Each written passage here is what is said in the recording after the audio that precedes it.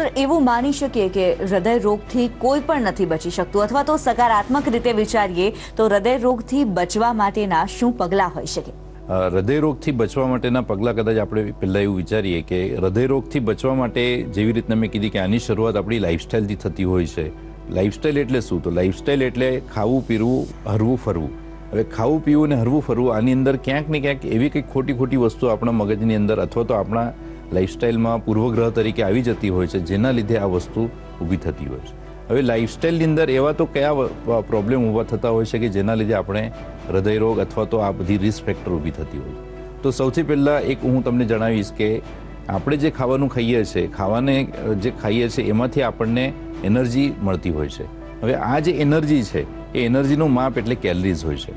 હવે કેલરીઝને આપણે કદાચ ગણતરી કરીએ તો ધારો કે મારી રોજની 1500થી 2000 કેલરીઝની સમજો મને જરૂર રહેતી હોય છે, અને એની સામે હું સમજો 2500, 3000 કે 4000 કેલરીઝ લેતો હું, તો ઓબ્વિયસલી એ એક્સ્ટ્રા જે કેલરીઝ છે એ મારી લીવર ચરબી રૂપે અલગ અલગ જગ્યાએ શરીરની અંદર સંગ્રહ થાય, અને એ જે સંગ્રહ છે શરીરની એક કેપેસિટી છે, એનાથી વધારે એ સંગ્રહ નથી કરી શકતું. એ સંગ્રહ વધારે થવા માંડે તો અલ્ટિમેટલી આપણે બ્લડ પ્રેશર થવાનો ચાન્સ વધી જાય છે. લોહીની નળીઓની જે દિવાલ છે એ લોહીની નળીઓની દિવાલ કડક થવા માંડે છે. લોહીની નળીઓની દિવાલ કડક થાય એટલે ધીમે રહીને બ્લડ પ્રેશર ઊભું થતું હોય છે, અને બ્લડ પ્રેશર થાય એટલે ધીમે રહીને આપણે ગોળીઓ સ્ટાર્ટ કરી દેતા હોઈએ છીએ. હવે ગોળીઓ સ્ટાર્ટ થાય એટલે ગોળીઓ પણ અલ્ટિમેટલી શરીરની અંદર અલગ અલગ જગ્યાએ પોતાની ટોક્સિક અસર ઊભી કરતા હોય છે, અને એના લીધે જ ધીમે રહીને કોલેસ્ટ્રોલ છે, એના લીધે ધીમે રહીને ડાયાબિટીસ છે.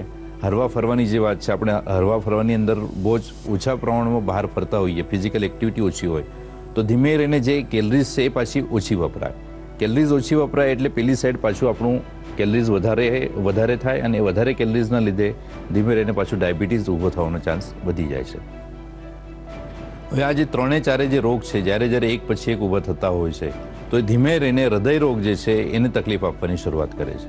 એટલે હૃદયને લોહી મળવાનું ઓછું થાય, હૃદયને ઓક્સિજન ઓછું મળે, અને ઓછા ઓક્સિજન મળવાના લીધે, ઓછા પોષણ મળવાના લીધે હૃદયની જે મસલ્સ છે, માંસપેશીઓ છે, એમનું પોષણ ઓછું થાય, અને એમનું પોષણ ઓછું થાય એટલે હૃદય રોગ આપણે કહી શકાય કે, અથવા તો છાતીમાં દુખાવો થાય છે એવું આપણે કહી શકીએ છીએ.